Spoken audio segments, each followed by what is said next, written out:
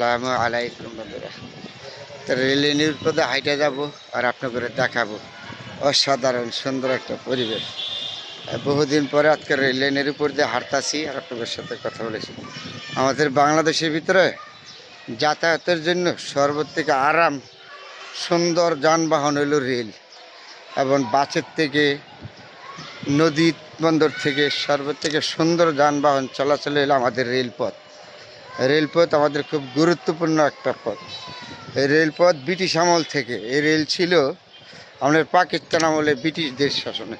এই ব্রিটিশরা আমাদের দেশে রেল আনছিল। তো আজকে হয়তো রেল লাইনের উপর দিয়ে হাঁটতেছি আর আপনাদের সাথে কথা বলতেছি। কি সুন্দর একটা পরিবেশ।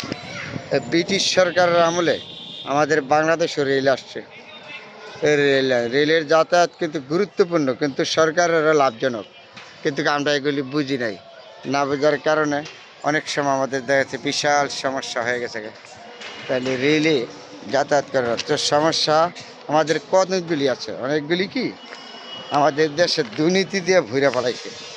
এই জন্য রেলে যে লাভজনক প্রতিষ্ঠান সরকারের, এই যে দুর্নীতি দিয়া একদম শেষ করে দিছে।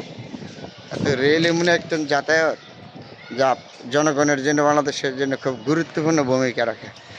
কিন্তু এটা ঠিকাদারির মধ্যে করে দুর্নীতি, রেলের টিকিট কাটার মধ্যে, কালোবাজারের মধ্যে বিভিন্ন ধরনের, মানে রেলে যদি দুর্নীতি না করতো তাহলে বাংলাদেশের ভিতরে একটা লাভজনক প্রতিষ্ঠান ছিল এই রেল লাইন।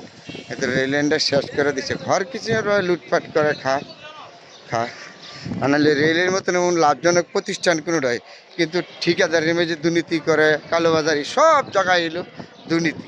এই দুর্নীতির কারণে রেলের সরকারের লাভজনক একটা প্রতিষ্ঠান খুব দুর্বল হয়ে গেছে। নাহলে রেল এলেও আমাদের বাংলাদেশে খুব গুরুত্বপূর্ণ একটা ভূমিকা। আজকে বন্ধুরা আপনাদের সাথে রেল লাইন নিয়ে একটু কথা বললাম, রেল লাইনটা হাইটে গেলাম, শেয়ার গেলাম, খুব অসাধারণ সুন্দর। আপনার যেখানেই থাকি আমরা রেলে যাতায়াত করলে আমাদের সর্বত্র গুরুত্বপূর্ণ জায়গা। নৌপথের থেকে আবার বাসের থেকে রেলে নিরাপত্তা আমি মনে করি। তারপরে বাংলাদেশের সব জায়গায় এখন রেল লাইন হয় না।